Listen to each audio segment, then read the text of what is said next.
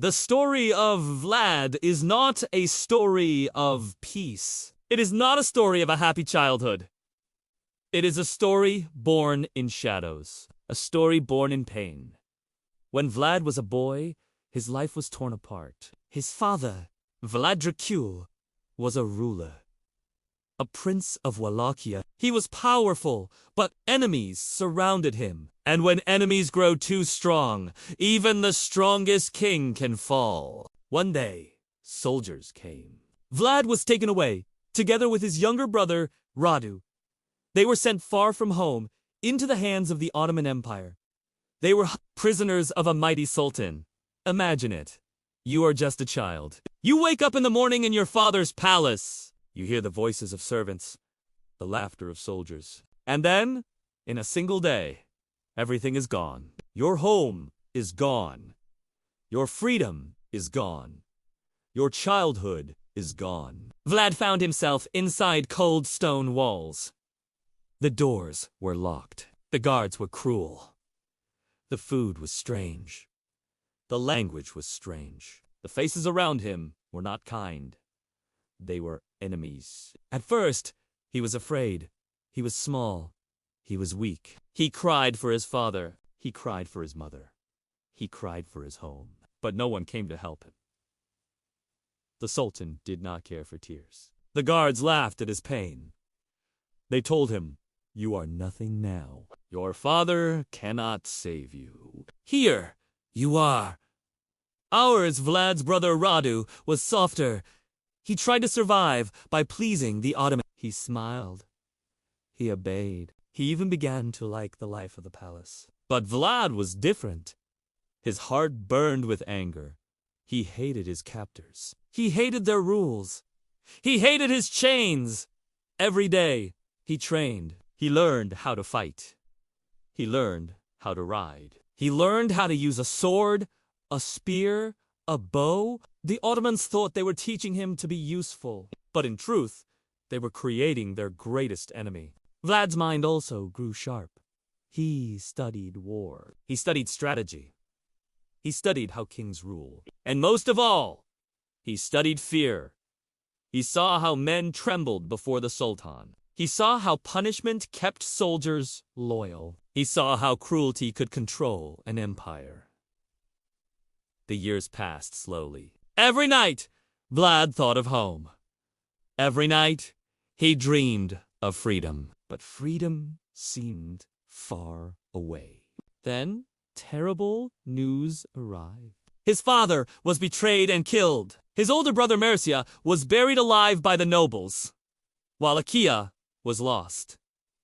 The throne of his family was gone. For Vlad, this was not just sad news. It was the breaking of his heart. But in the broken pieces of that heart, something new was born. Not weakness, not despair, but rage.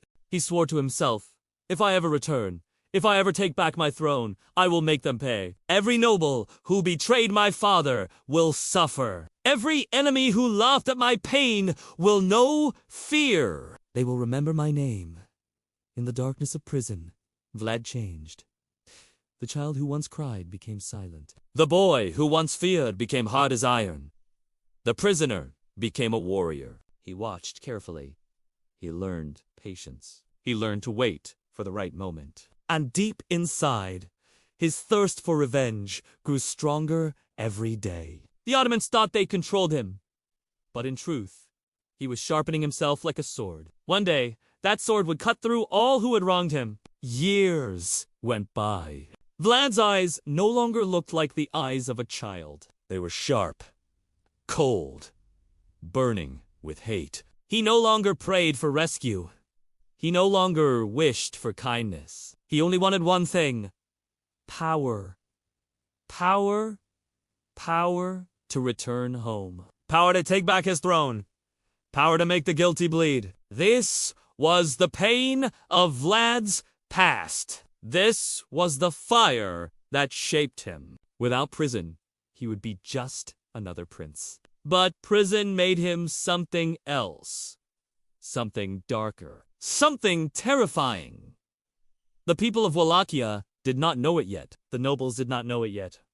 But the boy they had abandoned would return. And when he returned, he would not be the same. The chains of the Ottomans had forged him. The betrayal of his family had hardened him. The blood of his father and brother cried out to him. And Vlad promised them all their deaths would not be in vain. The world would know his name. The world would fear his rule. The world would bow before Vlad Dracula. This was the pain of his past. But soon, it would become the terror of his future. Years passed. The boy in chains was now a man. Vlad was no longer weak, no longer afraid. He was sharp like a blade, hard like iron, cold like stone. But even as he grew stronger, he never forgot. He never forgot his father's death. He never forgot his brother, Mircea, buried alive. He never forgot the betrayal of the Wallachia nobles. The pain of the past burned in his chest every day. And then the time came. The world began to change. The Ottomans had many wars. Their power was stretched thin. Wallachia was restless. No strong rulers sat on the throne. The land was broken. Enemies fought each other. The people suffered. For Vlad, this was the moment he had waited for all his life. The moment to return home. The moment to take what was his. The journey home. Vlad did not return alone. He marched with soldiers, an army of steel, men who believed in him, men who would die for him.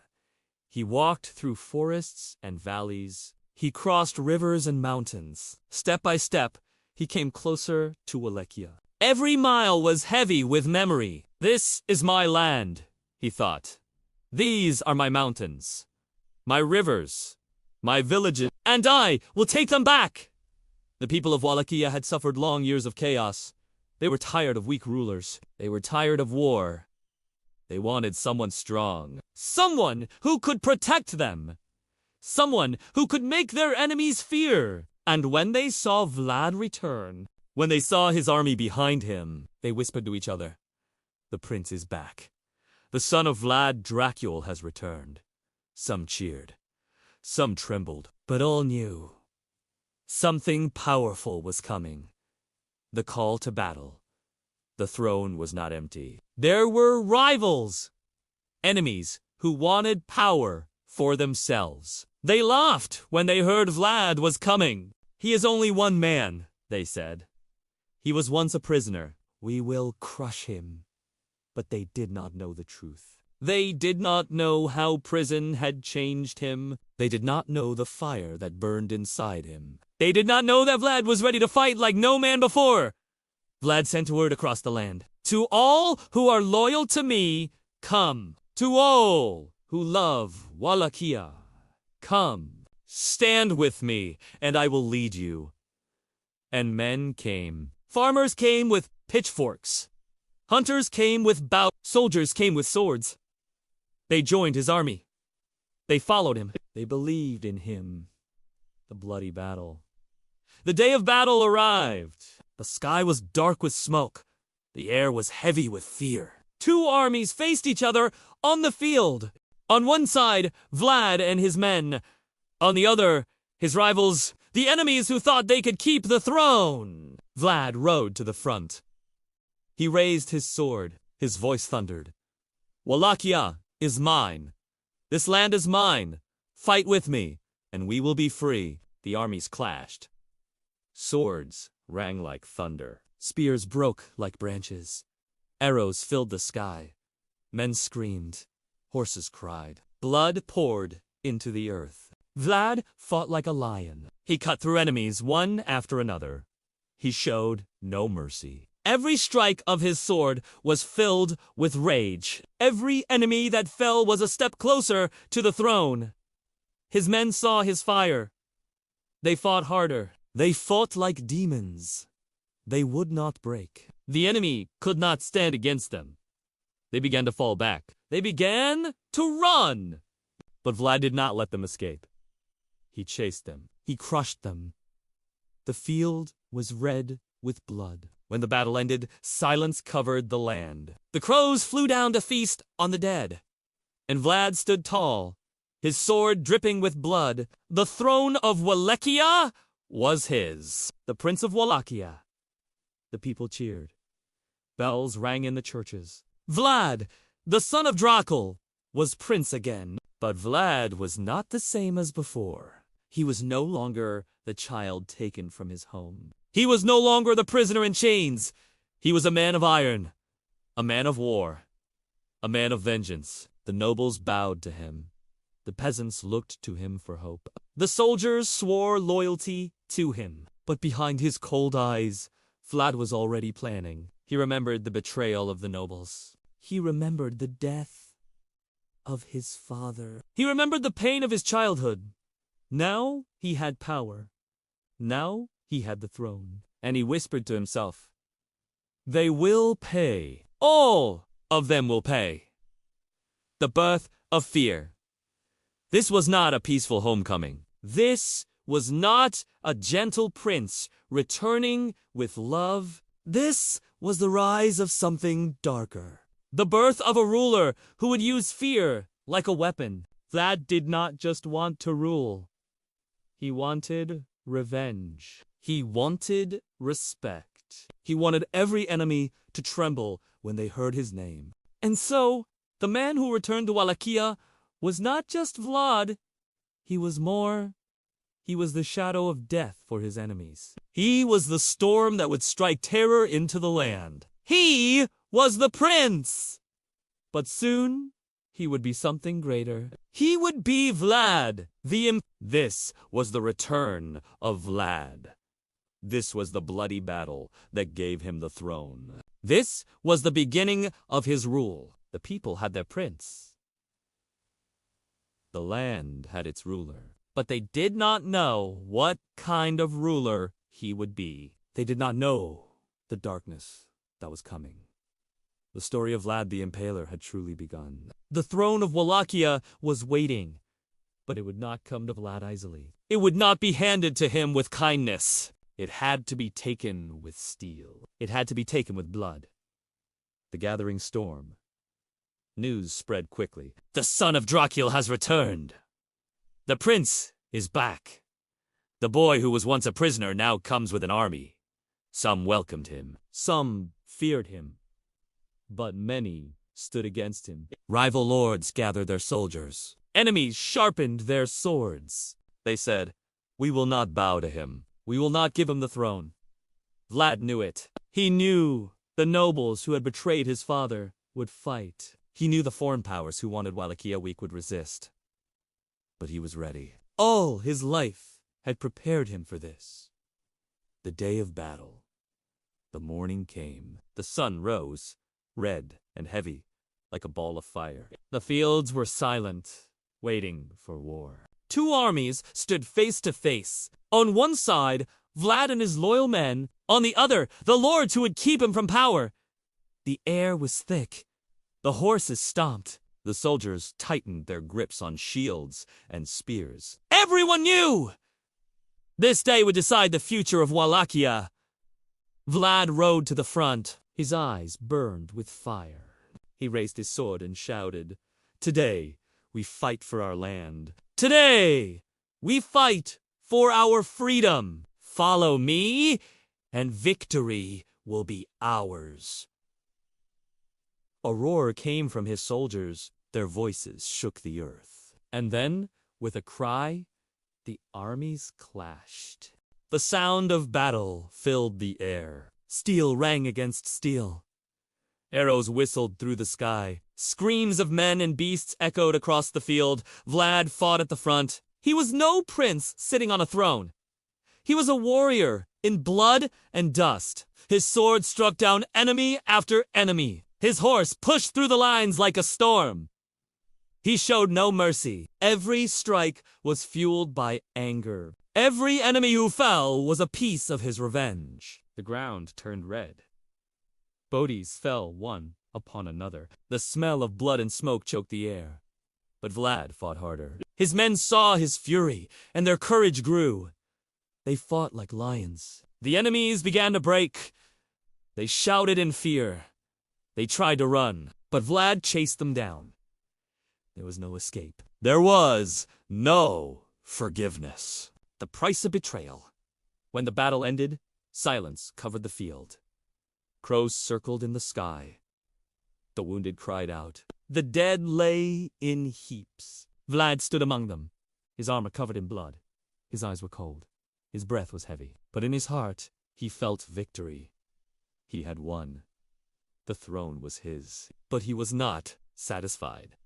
The nobles who betrayed his father, the traitors who destroyed his family, he had not forgotten them. Vlad ordered his men to capture them. One by one, they were brought before him. They begged for mercy. They cried for forgiveness. But Vlad gave them none. He looked into their eyes and said, "You buried my brother alive. You betrayed my father. Now you will feel what true punishment is." The birth of Vlad the Impaler, Vlad's justice, was cruel. He believed fear was stronger than mercy. He believed terror could control men better than kindness. So he used a punishment that the world would never forget. He ordered the traitors to be impaled. Sharp wooden stakes were raised. The prisoners were lifted and forced onto them. Slowly, the stakes pierced their bodies. The victims screamed in agony. Their cries filled the air, chilling the blood of all who heard. The people watched in horror. Some turned away. Some prayed. But all remembered. This was no ordinary prince. This was a ruler who used fear like a weapon. This was the birth of Vlad the Impaler. The sight of the impaled traitors sent a message across Wallachia. A message written in blood. Betray me, and this will be your fate. The throne secured. After the battle, Vlad rode into the capital. The bells rang. The people came out to see him. Some cheered with joy. Some trembled with fear. He sat upon the throne of his father. The throne of Wallachia was his at last. But this was not a gentle king. This was not a forgiving prince. This was a man shaped by prison, betrayal, and blood. He had returned stronger. He had returned colder. He had returned to rule with an iron fist. The people whispered his new name. Vlad the prince who punished his enemies with stakes. The prince who would rule through terror, the dawn of fear. From that day, Wallachia was never the same. The land lived in fear. The nobles obeyed him, too afraid to betray again. The people followed him, too frightened to resist. The enemies outside the borders trembled when they heard his name. The boy who once wept in prison was gone. The man who now ruled was something else. Something darker. Something terrible. And so began the true reign of Vlad the Impaler. A reign written in blood. A reign that would echo through history. A reign that would inspire legends of Dracula himself. The battle was over. The blood had dried on the fields. The cries of the dying had faded into silence. Vlad had taken the throne of Wallachia, but this was not the end. This was only the beginning. The beginning of a rule, unlike any other. The beginning of Vlad the Impaler as prince. A crown of thorns. Vlad sat on the throne of his father. The great chair was carved from wood and iron, heavy with history. Many rulers had sat there before, but none were like him. When he placed the crown upon his head, he did not smile. He did not laugh. He did not feel joy. Instead, his heart burned with anger. He whispered to himself, "This crown is not a gift. It is a duty. It is a weapon, and I will use it to destroy my enemies." The people cheered outside. They rang church bells. They shouted his name. But behind the celebrations, there was fear. They had seen his cruelty on the battlefield. They had seen the traitors impaled, and they wondered, what kind of prince would this be? Memories of pain. In the quiet of the night, Vlad thought of his past. He remembered the cold prison walls. He remembered the chains on his hands. He remembered the faces of the nobles who betrayed his father, and he remembered the grave of his brother, Mercia. Every memory was like fire in his chest. Every wound became a scar upon his soul. Those scars did not heal. They turned into rage. He told himself, "No one will ever betray me again. No one will ever take me prisoner again. I will rule with fear, and fear will keep me safe. Justice or cruelty." Soon, Vlad began to show the people who he truly was. He invited the nobles to his palace. The same nobles who had betrayed his father, the same nobles who had laughed while his family suffered. They came, dressed in fine clothes. They bowed before him. They thought they could fool him with smiles and false loyalty. But Vlad remembered. He had not forgotten their treachery. At the feast, he looked at them with cold eyes. And when the wine was poured, when the food was served, he gave the order. Guards rushed in. The nobles were seized. They shouted in fear. They begged for mercy. But Vlad gave none. Some were impaled on stakes outside the palace. Others were forced into slavery, building his fortress with their bare hands. None escaped punishment. The people watched. Some were horrified. Some were pleased. But all understood his message. Betray me, and you will suffer.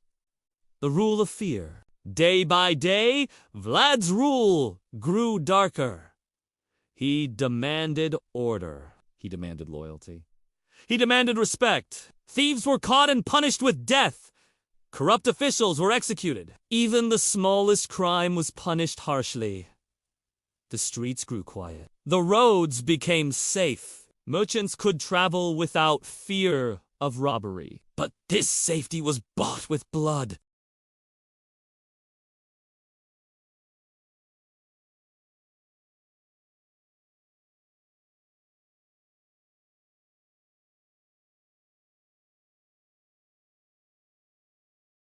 Soldiers told stories of his punishments. Travelers carried tales of forests filled with impaled bodies. Even kings in other lands heard his name and shuddered. Vlad had become more than a man. He had become a legend of fear, the lonely prince. Yet behind the iron mask, behind the cruelty, there was still a man. In the dark halls of his castle, Vlad often walked alone.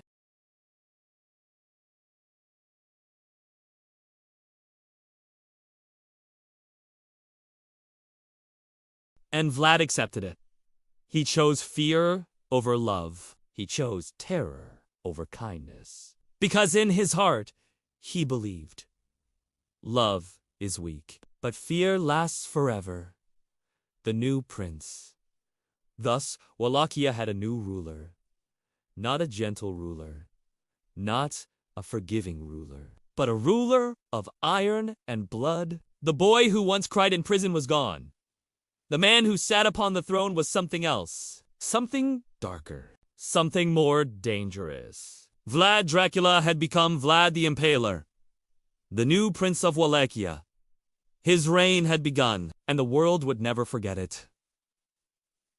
The throne was his. The crown rested on his head. The people called him Prince. But Vlad was no ordinary ruler. He was different. He was darker. And soon, the world would give him a new name, Vlad the Impaler. Fear as a weapon. From the very first days of his rule, Vlad showed his people who he truly was. He did not rule with kindness. He did not rule with mercy. He ruled with fear. To Vlad, fear was stronger than love. Love could fade. Love could turn to betrayal. But fear lasted forever. Fear made men obey. Fear kept enemies away. So Vlad decided, if he could not make his people love him, he would make them fear him. The punishment of the nobles! The first to feel his cruelty were the nobles. These were the same men who had betrayed his father. The same men who had killed his brother, Mercia. The same men who had tried to control Wallachia. Vlad invited them to a great feast. The nobles came, dressed in silk and gold. They ate. They drank. They laughed. They thought Vlad had forgiven them. But when the feast ended, Vlad gave the order. The guards stormed in. The nobles were seized. Some were executed on the spot.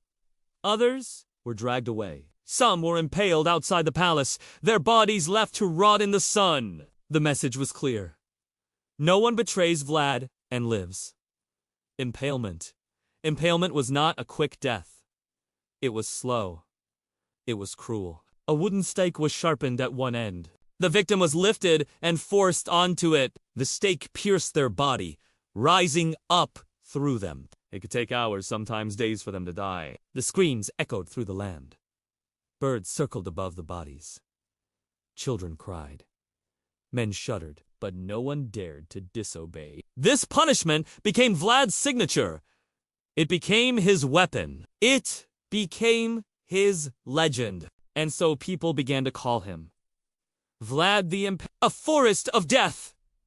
Soon, the impalements multiplied. It was not just nobles. Thieves, traitors, spies, even minor criminals faced the same fate. If you stole bread, you could be impaled. If you lied, you could be impaled. If you betrayed your prince, your death would be slow and terrible. Villages began to whisper, "Do not cross the prince! Do not anger him!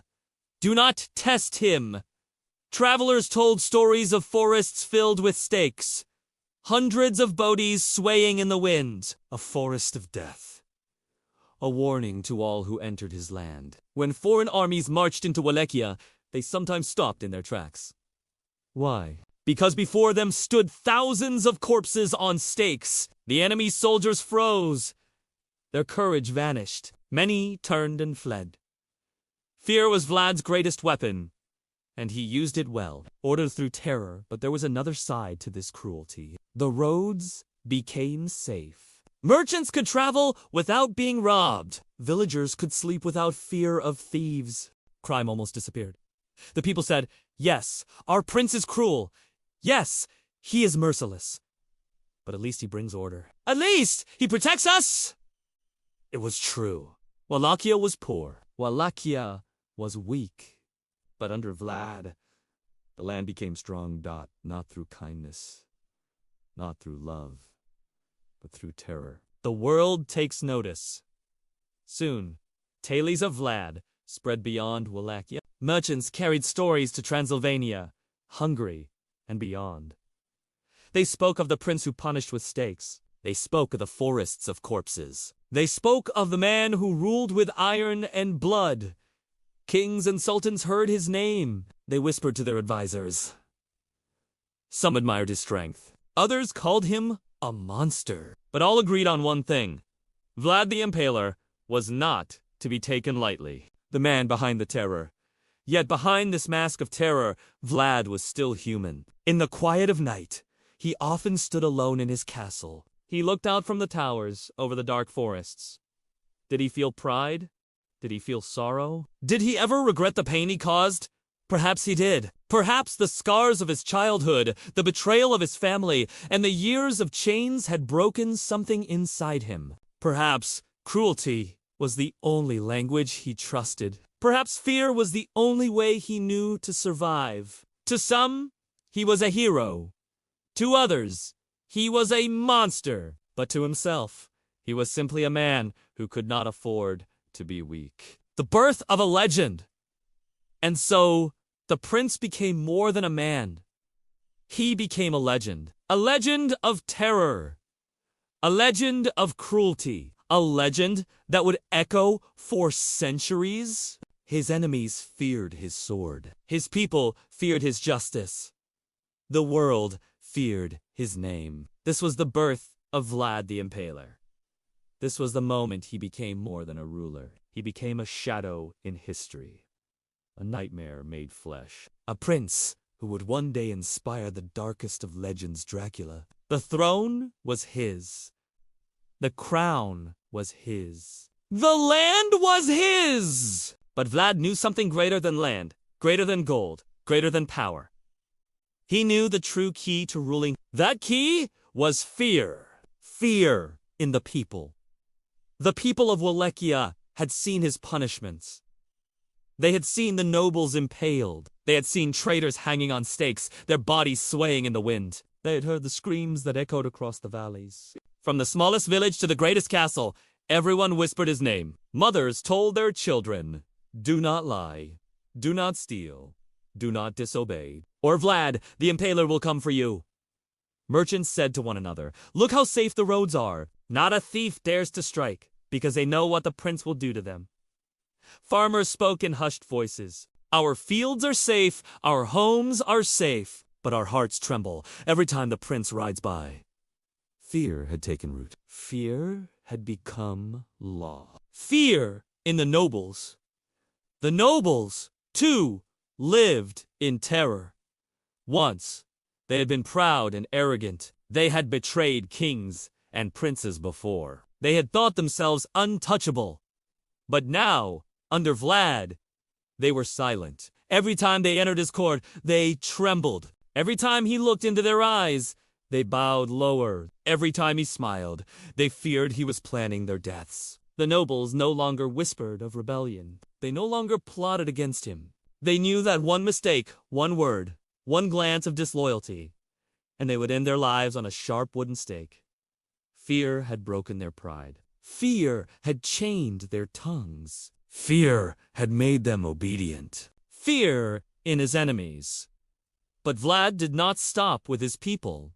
He wanted fear to spread beyond Wallachia. He wanted foreign kings and sultans to hear his name and tremble. And so he built his army not just with swords, but with terror. When enemy soldiers crossed the border, they found forests of impaled bodies, thousands of corpses lining the roads. Men, women, even enemy prisoners of war, all pierced on stakes, left to rot in the sun. The sight was worse than any weapon. The smell turned stomachs. The cries of the dying haunted dreams. Many times, enemy armies turned back without a fight, they said. If this is what he does to his own people, what will he do to us? Fear was Vlad's fortress. Fear was his wall. Fear was his army. The legend spreads. Stories of Vlad's cruelty traveled faster than soldiers. Merchants carried tailies to faraway lands. Minstrels sang songs of the Impaler Prince. Chroniclers wrote down every detail, and the stories grew darker with every telling. Some said he impaled 10,000 men in a single day. Some said he drank the blood of his enemies. Some said he ate at a table surrounded by the dying, enjoying his feast while they screamed. Were all the stories true? Perhaps not. But the truth no longer mattered. The legend was stronger than the man. And the legend of Vlad the Impaler spread like fire. Fear as order. For Vlad, fear was not only about cruelty, it was about order. Wallachia had long been torn by chaos, its rulers weak, its people divided. But under Vlad, order returned. Yes, it came through terror. Yes, it came through death. But it came. Merchants walked safely. Villagers slept safely. The borders were strong. For some, this was a blessing. For others, it was a curse. But all agreed Wallachia was no longer weak. Fear in Vlad himself. Yet fear did not only live in the hearts of others, it also lived in Vlad himself. He feared betrayal. He feared weakness. He feared being a prisoner again. These fears haunted him day and night. They shaped his rule. They made him cruel. They made him merciless. Because in his heart, he believed, if I am not feared, I will be betrayed. If I am not feared, I will be destroyed. So he planted fear in others to protect himself from his own fears. The seeds grow. And so, like a farmer planting seeds in a field, Vlad planted seeds of fear in every heart. In the peasants, who trembled at his name. In the nobles, who dared not rebel. In the enemies, who fled before his cruelty. Even in his allies, who never trusted him fully. These seeds grew into roots. Roots that spread through all of Wallachia. Roots that bound the land in silence and terror. This was not love. This was not loyalty. This was not respect. and fear became his greatest weapon.